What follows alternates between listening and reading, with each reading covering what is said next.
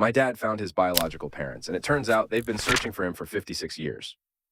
I'm not sure this is the place to post this, but I just want to get my excitement out somewhere, so I figured that counts as getting off my chest. Shout out to r/, who helped me discover this subreddit. As you would expect from the title, my dad, M56, was adopted at birth. He was raised in Eastern Canada and never really searched for his birth parents. The people who raised him are his parents to him, and he loves them very much. They have always been amazing grandparents to my sister, F19, and I, M22. All he had from his birth parents was a letter which told him he was born out of love, but they could not support him when he was born.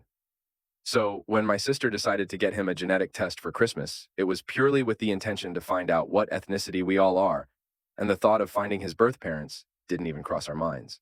Eventually, when we got his results, we were surprised to find the names of two people with perfect genetic matches to my dad. He had the option to reach out to them, so he wrote them each an email and just waited for their responses. Almost immediately, his biological dad, who I'll call Jim, not his real name, responded. He said how excited and happy he was to have found my dad and how he was looking for him for so long.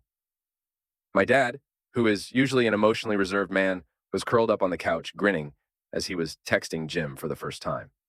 I was still in shock from the news, but was so happy to see my dad even happier than when I graduated uni. Soon thereafter, he also received a message from his biological mom, Debbie, not her real name. By talking to them both, my dad learned the story of his birth, and I think that it's absolutely wild. Debbie is the daughter of an Australian mining engineer, and they all moved to Canada for his work when she was in high school.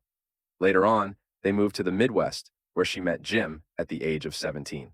They were high school sweethearts and were thinking of marriage after they graduated, but then Debbie got pregnant. This being the 60s, this was a huge deal. Her dad was furious and sent her back to Canada to give birth and arranged a private adoption, as he knew of a couple who were trying to have a kid, my grandparents. Once she gave birth, she was able to let Jim know that she was being sent back to Australia. They never saw each again for the next 40 years.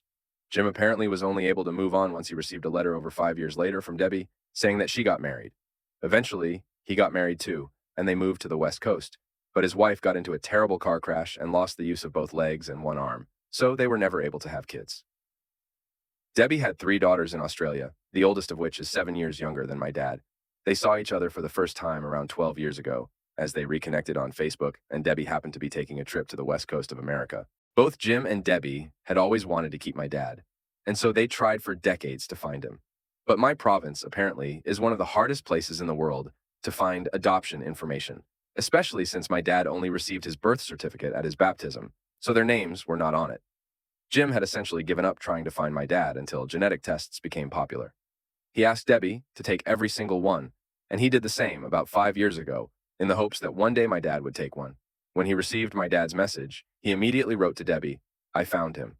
Since then, we have had several calls with Jim and his wife, and they are absolutely lovely.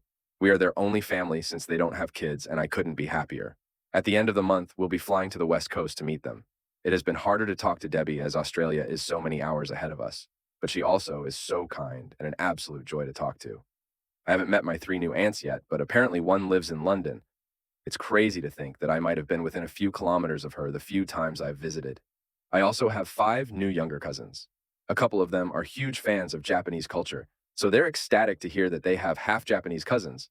My mom is Japanese Canadian, so my sister and I are both half. We hope to visit them one day in Australia, but we might all meet up in Japan next year. I don't know how to end this. I am still processing everything. It's absolutely incredible to have my family grow so much, but also a little overwhelming. I'm so happy for my dad, for Jim, and for Debbie, and I'm so excited to get to know them better. I hope I get to meet my new cousins soon, too. I feel so incredibly lucky that this happened, seemingly against all odds. My dad was initially raised Francophone, so it's a miracle that they even speak the same language. Anyways, thank you so much for taking the time to read through this, and my apologies for how long this post ended up being.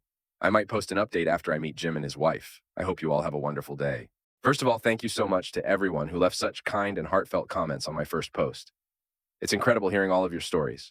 To those who were concerned that we would abandon my grandparents that I grew up with, that is most definitely not the case. They were the people I grew up with, and I absolutely love them to bits, although only my grandmother is still with us. All the incredible times I've had with her growing up are so much more important than blood, and I can't comprehend the stories I read where people forget about their adoptive parents or grandparents when they find their biological ones. I won't recap my previous post here because I'm lazy, haha. So, we just got back from visiting Jim and his wife, who I'll call Mary, not her real name, on the West Coast, and it was one of the best experiences of my life. We spent a week in their city and got to experience so much with them. Our first time meeting them in person was very emotional and felt very surreal.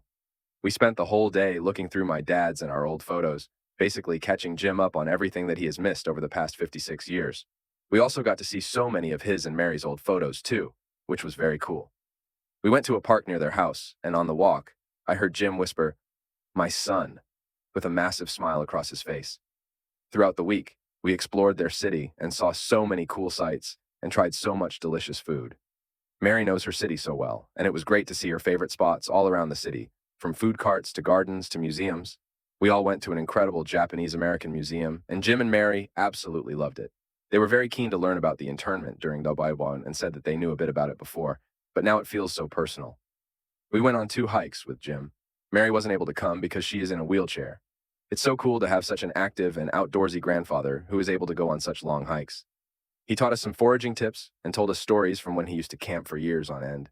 Both he and Mary are very spiritual, so he also told us great stories from meditation retreats they've done. He's even tried psychedelics, so he's definitely the cool grandpa. I won't go into precise details of places we went, but it was great exploring such a cool part of the world with amazing people. We were all very sad when the trip was over and we had to leave. I've gained 2 new grandparents on the West Coast, and I couldn't be happier. And they said that they've gained 2 grandchildren. I'm so glad that they see us as such. Mary told me her greatest regret in life was not being able to have children and grandchildren, but now she does. This has been such a transformative time in our lives, and I think it's incredible just how many people are so much happier now because my sister just happened to get my dad a DNA test. This is just the beginning of our relationship with our new grandparents, and I am so excited. Now we have to figure out a way to go to Australia to meet Debbie. Whenever that happens, maybe I'll make another update. Until then, I hope you all have a lovely day, and thank you so much for taking the time to read our story.